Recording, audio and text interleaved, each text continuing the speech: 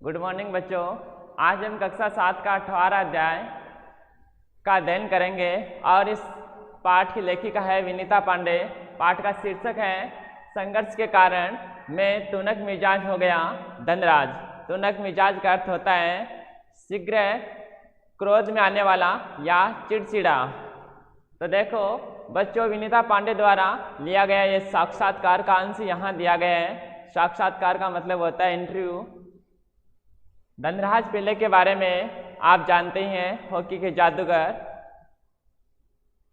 Hockey के सुप्रसिद्ध खिलाड़ी धनराज पिल्ले जब 35 वर्ष के हो गए, उनका एक साक्षात्कार विनीता पांडे ने लिया था। इस साक्षात्कार का संपादित अंश यहाँ दिया जा रहा है। यानी जब विनीता पांडे ने धनराज पिल्ले का इंटरव्यू लिया, उस इंटरव्यू का कुछ भाग यहाँ दिया जा रहा है जिसका हम अध्ययन करेंगे।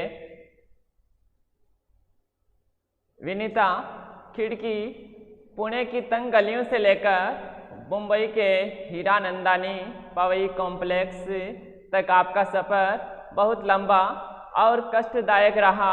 उस सफ़र के बारे में कुछ बताए। यानी विनीता धनराज पिल्ले से पूछती है कि आपका सफ़र बहुत कष्टदायक और मुसीबतों से भरा हुआ रहा। आप अपने जीवन यात्रा के बारे में कुछ बताइए कि आपका सफ़र, आपकी यात्रा कैसी रही। धनराज बताते हैं बचपन मुश्किलों से भरा रहा। यानी मेरा बचपन है वह कठिनाइयों से भरा रहा। हम बहुत गरीब थे। मेरे दोनों बड़े भाई हॉकी खेलते थे। यानी धनराज पिल्ले के दोनों भाई हॉकी खेलते थे। उन्हीं के चलते मुझे भी उसका शौक हुआ। शौक यानी प्रबल इच्छा।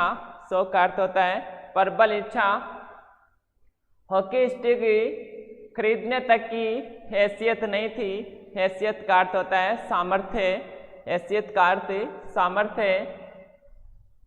इसलिए अपने साथियों की स्टिक उधार मांगकर काम चलाता था। वह मुझे तभी मिलती जब वे खेल चुके होते। देखो बच्चों, धनराज पिल्ले एक गरीब परिवार से बिलोंग करता था। दोनों बड़े भाई हॉकी खेलते थे, तभी उनको भी हॉकी खेलने का शौक हुआ। शौक का अर्थ होता है प्रबल इच्छा। हैसियत का मतलब होता है सामर्थ्य। और वह अपने साथियों से उधार मांगकर फिर हॉकी खेलता था। वह मुझे तभी मिलती जब वे खेल चुके होते, और उसे वह स्टिक कब मिलती जब उनके साथी हॉकी खेल चुके होते। इसके लिए बहुत धीरज के साथ अपनी बारी का इंतजार करना पड़ता था। धीरज का अर्थ होता है धैर्य। धीरज का अर्थ धैर्य। मुझे अपनी पहली स्टिक तब मिली जब मेरे बड़े भाई को भारतीय कैंप के लिए चुन लिया गया। कैंप का अर्थ होता है बच्चों जहाँ पर अभ्यास और शिक्षण करवाया जाता है। उसने मुझे अपनी पुरानी स्टिक दे दी। वह नई तो नहीं थी, लेकिन मेरे लिए बहुत कीमती थी क्योंकि वह मेरी अपनी थी। देखो बच्चों, इसमें आए जो कठिन शब्द हैं, हैसियत। हैसियत का अर्थ होता है सामर्थ्य।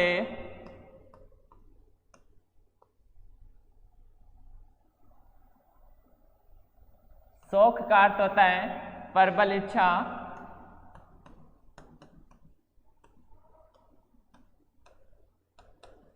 प्रबल इच्छा।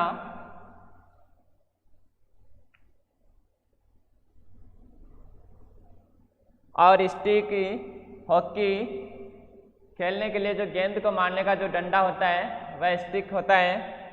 हॉकी स्टिक यानी गेंद को मारने का डंडा। गेंद को मारने का डंडा क्या कहलाता है? Hockey stick. Hockey stick.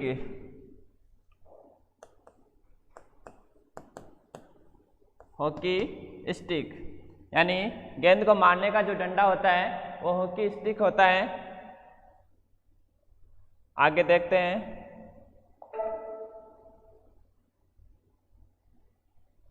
मैंने अपनी जूनियर राष्ट्रीय हॉकी सन 1985 में मणिपुर में खेली। तब मैं सिर्फ 16 साल का था। देखने में दुबला पतला यानी कमजोर,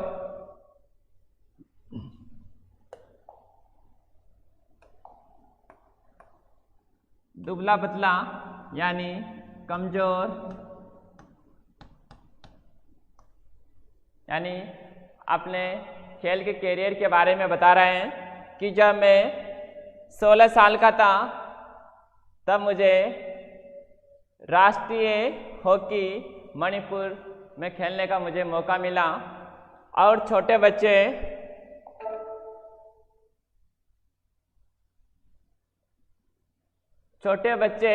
जैसा चेहरा, अपनी दुबली कट काठी के बावजूद मेरा ऐसा दबदबा था कि कोई मुझसे भिड़ने की कोशिश नहीं करता था।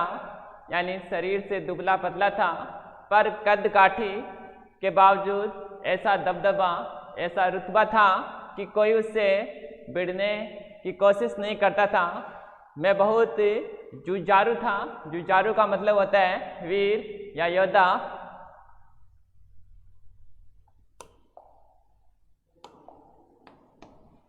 जुझारू यानी वीर या हम कह सकते हैं योद्धा।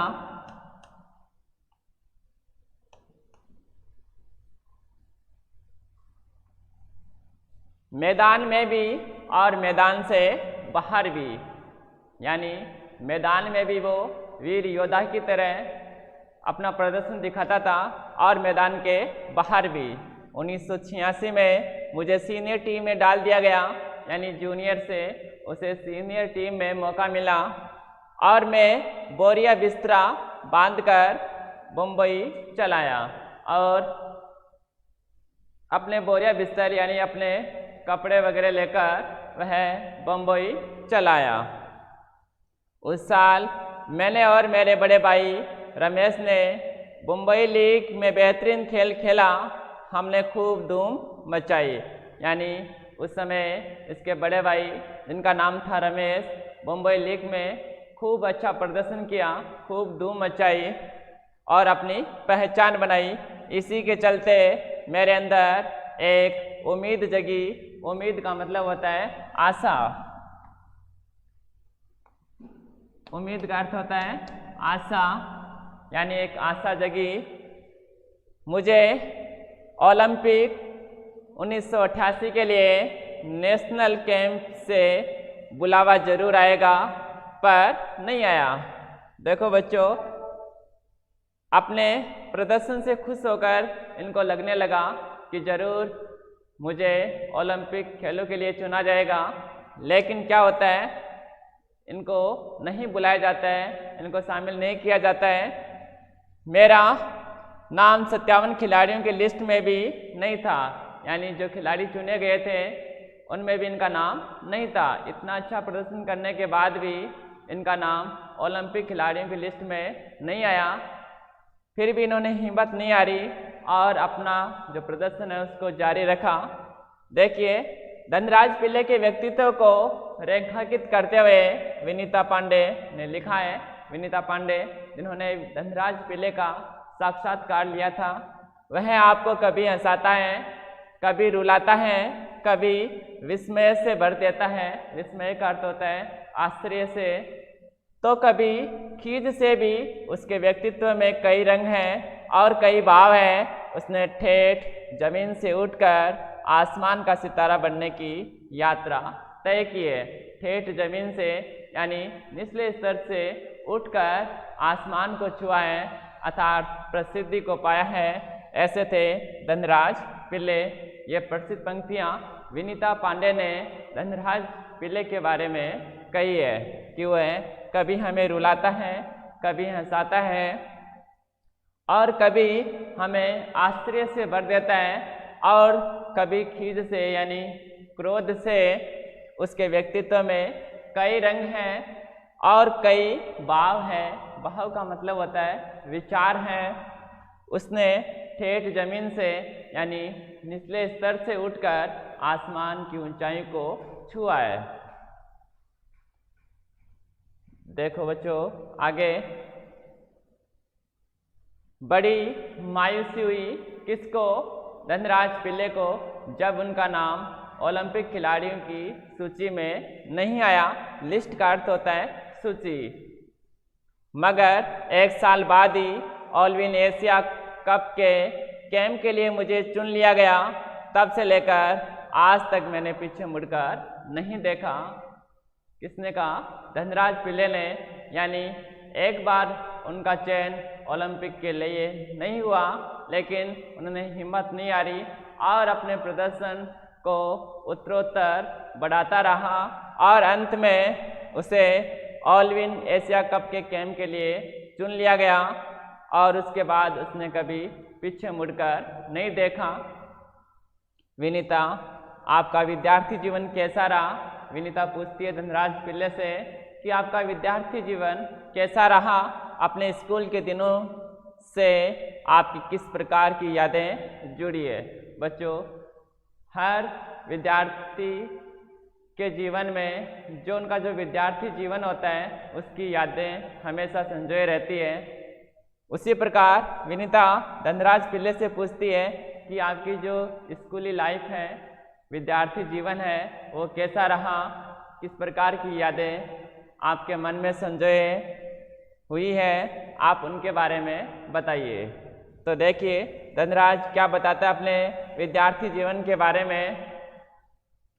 मैं पढ़ने में एकदम पिछड़ी था। पिछड़ी का अर्थ होता है यानी कमजोर था। किसी तरह 10वीं तक पहुंचा, मगर उसके आगे तो मामला बहुत कठिन था। यानी पढ़ने में एकदम कमजोर था। किसी तरह 10वीं तक पहुंचा, लेकिन आगे की पढ़ाई नहीं कर पाया क्योंकि पढ़ाई में कमजोर था। एक बात कहूँ, अगर मैं हॉकी खिलाड़ी न होता तो शायद एक चपरासी की नौकरी भी मुझे न मिलती। यानी धनराज पिल्ले अपने बारे में कह रहे हैं कि यदि मैं हॉकी खिलाड़ी नहीं होता तो मुझे शायद ही कोई चपरासी की नौकरी भी मिल पाती। आज मैं बैचलर ऑफ साइंस का अर्थ होता है विज्ञान में स्नातक या आर्ट्स भले ही न हूँ, पर गर्व से कह सकता हूँ कि मैं बैचलर ऑफ हॉकी हूँ, अर्थात मैं हॉकी में स्नातक हूँ। यानी उन्होंने बीएससी तो नहीं की, लेकिन जो योग्यता उसने हॉकी में हासिल की उनके सामने वो नगण्य है। हंसते हुए और मेरी शादी के लिए आप मुझे मास्टर ऑफ हॉकी कह सकते हैं। यानी उसने अपने खेल हॉकी में बैचलर की डिग्री प्राप्त कर ली थी, अर्थात प्रसिद्धि पा ली थी। हॉकी में वे स्नातक थे। कहने का मतलब है हॉकी में स्नातक होने का कि वह हॉकी में प्रसिद्धि पा चुके थे। विनीता अगला सवाल पूछती है, आप इतने तुनक मिजाज क्यों हैं? कभी कभी आप आक्रामक भी हो जाते हैं। विनीता कहती है कि आप इतने तुनक मिजाज क्यों हैं? तुनक मिजाज का अर्थ होता है कि शीघ्र क्रोध में आने वाला व्यक्ति या चिड़चिड़ा। कि आप इतने चिड़चिड़े स्वभाव के क्यों? जल्दी से आपको क्रोध क्यों आ जाता है? आप कभी कभी आक्रामक भी हो जाते हैं। आक्रामक का मतलब गुस्सा या तेज। तो देखिए क्या जवाब देता है विनीता के इस प्रश्न का। धनराज, इस बात का संबंध मेरे बचपन से जुड़ा हुआ है। मैं हमेशा से ही अपने आप को बहुत असुरक्षित महसूस करता रहा। यानी बता रहा है कि इस बात का संबंध मेरे बचपन से ही जुड़ा हुआ है। मैं हमेशा से ही अपने आप को बहुत असुरक्षित महसूस करता हूँ। मैंने अपनी माँ को देखा है कि उन्होंने हमारे पालन पोषण में कितना संघर्ष करना पड़ा है। संघर्ष का मतलब होता है लड़ाई या जदोजहद। मैंने तुनक मिजाजी के पीछे कई वजह हैं। वजह का मतलब होता है कई कारण हैं। वजह का मतलब होता है कारण, यानी मेरे स्वभाव के पीछे कई कारण हैं। किस स्वभाव के पीछे? कि उनका जो चिड़चिड़ा स्वभाव है, तुनक मिजाजी स्वभाव है, शीघ्र गुस्सा आना, क्रोध आना, इसके पीछे वह कह रहा है कि कई कारण हैं। और उन कारणों में देखिए कुछ बातें हम यहाँ पढ़ेंगे, लेकिन मैं बिना लाग लपेट का अर्थ होता है साफ साफ। बच्चों, लाग लपेट का अर्थ होता है यानी साफ साफ कहने वाला, साफ साफ कहने वाला आदमी हूँ, यानी मैं बिना लाग लपेट वाला आदमी हूँ। इसका अर्थ होता है कि मैं साफ साफ कहने वाला व्यक्ति हूँ। मन में जो आता है वह सीधे सीधे कह डालता हूँ और बाद को कई बार पछताना भी पड़ता है, और इस कारण मुझे बाद में पछताना भी पड़ता है, मुझे तकलीफ भी होती है, दुख भी होता है, क्योंकि मैं अगले के मुंह पर कह देता हूँ, सामने कह देता हूँ। मुझसे अपना गुस्सा रोका नहीं जाता। धनराज पिल्ले कहते हैं कि मुझसे अपना गुस्सा, अपना क्रोध रोका नहीं जाता। दूसरे लोगों को भी मुझे उकसाने में मजा आता है। उकसाने का अर्थ होता है उत्तेजित करने में। उकसाने का अर्थ होता है उत्तेजित करने में। उत्तेजित करने में धनराज पिल्ले कहता है कि मुझे दूसरे लोगों को उकसाने में, उत्तेजित करने में भी मज़ा आता है। मुझे ज़िंदगी में हर छोटी बड़ी चीज़ के लिए जूझना पड़ा, कि मुझे ज़िंदगी में हर एक छोटी छोटी चीज़ के लिए जूझना पड़ा, मशक्क़त करनी पड़ी, जिससे मैं चिड़चिड़ा हो गया हूँ। क्या कारण बताया अपने चिड़चिड़े स्वभाव का? कि मुझे अपनी ज़िंदगी में हर छोटी सी छोटी चीज़ के लिए जूझना पड़ा, मशक्क़त करनी पड़ी, मेहनत करनी पड़ी, और जिससे मैं चिड़चिड़ा हो गया।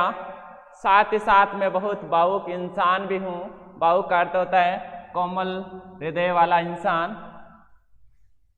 भावुक का अर्थ होता है कोमल हृदय वाला, कोमल हृदय वाला इंसान भी हूँ। मैं किसी को तकलीफ में नहीं देख सकता। तकलीफ का अर्थ होता है मुसीबत, यानी मैं किसी को तकलीफ में यानी मुसीबत में नहीं देख सकता।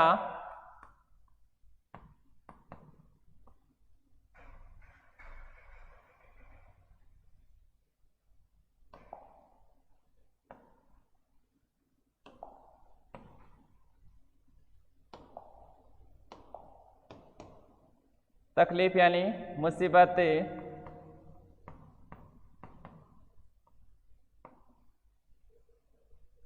यानी भावुकता के साथ साथ धनराज पिल्ले किसी को तकलीफ में भी नहीं देख सकते। मैं अपने दोस्तों और अपने परिवार की बहुत कदर करता हूँ, यानी बहुत इज्जत करता हूँ। मुझे अपनी गलतियों के लिए माफ़ी मांगने में कोई शर्म महसूस नहीं होती है। यानी यदि मैं गलती करता हूँ तो मुझे माफ़ी मांगने में कोई शर्म महसूस नहीं होती है, अर्थात मैं अपनी गलती को स्वीकार कर लेता हूँ। देखिए बच्चों, आगे विनीता आगे पूछती है कि आपके परिवार की आपके लिए क्या अहमियत है। अहमियत का अर्थ होता है कि आपके परिवार के लिए आपकी क्या इज्जत है, क्या अहमियत है।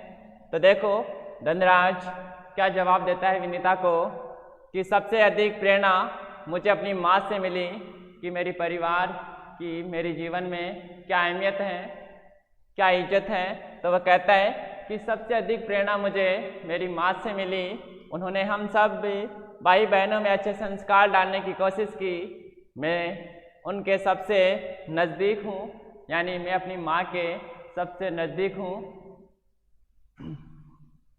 मैं चाहे भारत में रहूँ या विदेश में, रोज़ रात में सोने से पहले माँ से ज़रूर बात करता हूँ। यानी सबसे ज़्यादा प्रभावित धनराज पिल्ले को उसकी माँ ने किया, उनमें अच्छे संस्कार डाले। और वो बताता है कि चाहे मैं देश में रहूं चाहे विदेश में, मैं रात को सोते समय पहले मेरी माँ से बात करता हूँ। मेरी माँ ने मुझे अपनी प्रसिद्धि को विनम्रता के साथ, विनम्रता का होता है अर्थ होता है विनम्रता का भाव, विनम्रता का भाव के साथ संभालने की सीख दी है। मेरी सबसे बड़ी भाभी कविता भी मेरे लिए माँ की तरह है और वह भी मेरे लिए प्रेरणा स्रोत रही है। यानी उनकी जिंदगी में जो दो प्रेरणा स्रोत व्यक्ति रहे हैं, उनमें एक उनकी माँ और दूसरी उनकी भाभी, जिनका नाम था कविता, और इनके बड़े भाई का नाम रमेश, जो हमने पीछे के पद्यांश में पढ़ा। तो इन दोनों से इनको प्रेरणा मिली और इनकी ज़िंदगी में इनकी बहुत अहमियत है, बहुत इज्जत करता है।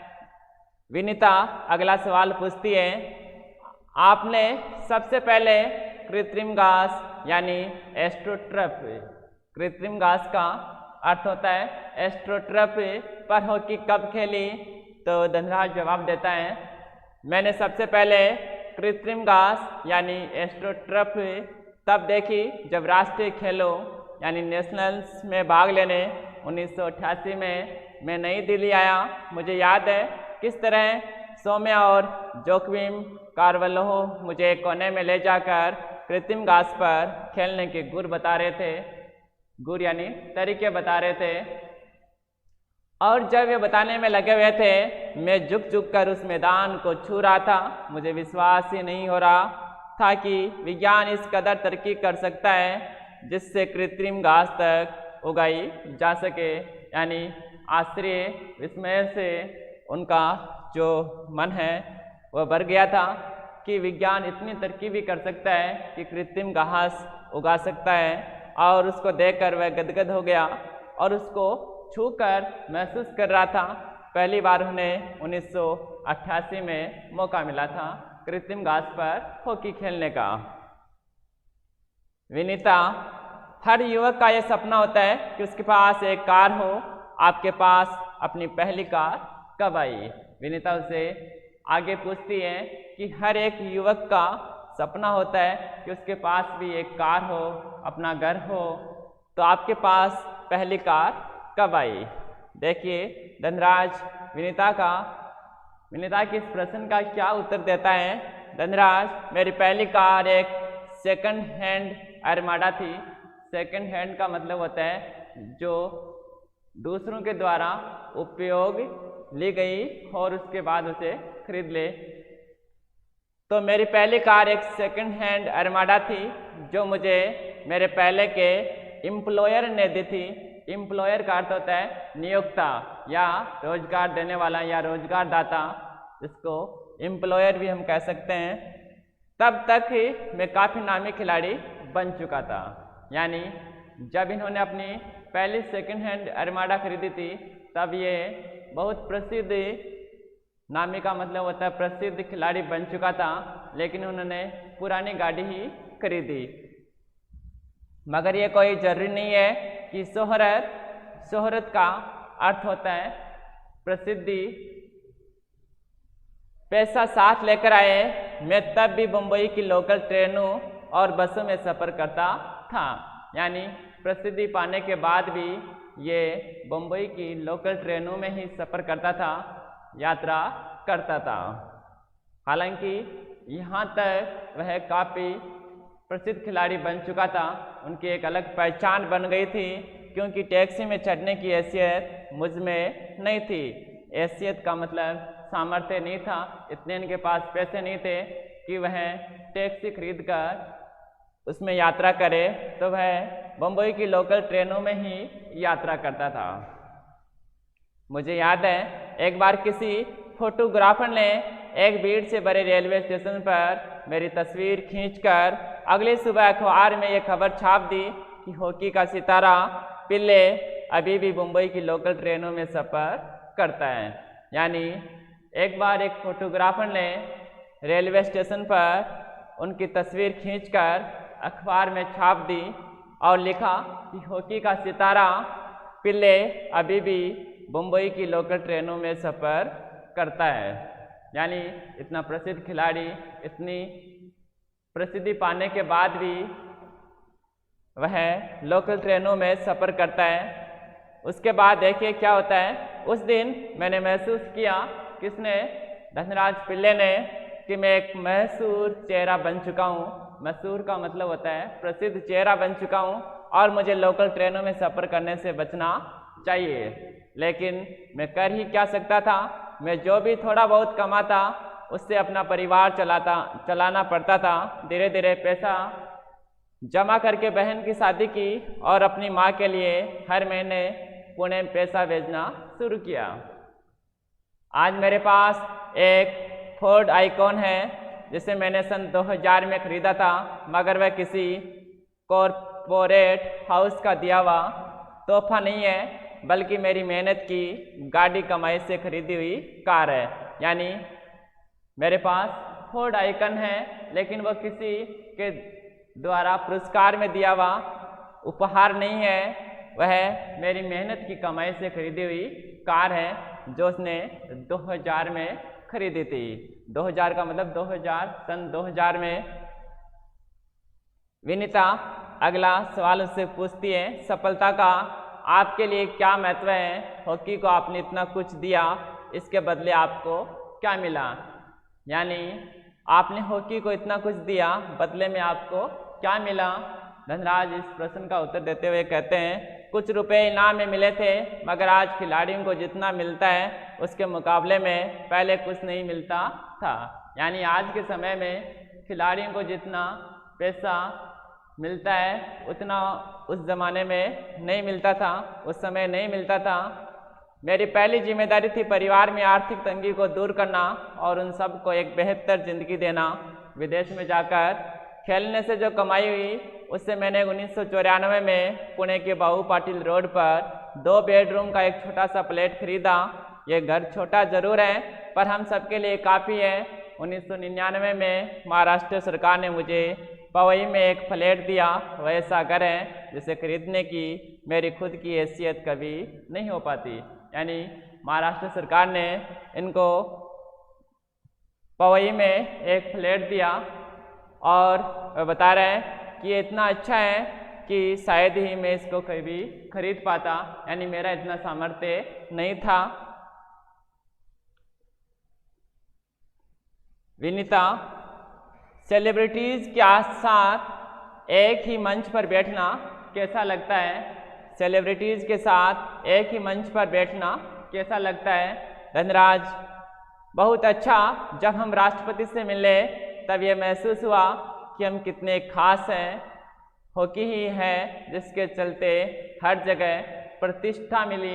प्रतिष्ठा का मतलब होता है इज्जत। यानी हॉकी ही की बदौलत ही आज हम राष्ट्रपति से मिले और इसके कारण ही हमें जो प्रसिद्धि है, जो पहचान है, वो मिली। तो बच्चों, यह था हमारा पाठ धनराज और विनीता पांडे द्वारा लिया गया उनका साक्षात्कार, जो हमने पढ़ा कि संघर्ष के कारण मैं तुनक मिजाज हो गया। बहुत ही प्रेरणास्पद ये पाठ हमारा। आप इस पाठ को बार बार पढ़ें। अगले वीडियो में हम इस पाठ के प्रश्न उत्तर करेंगे। धन्यवाद।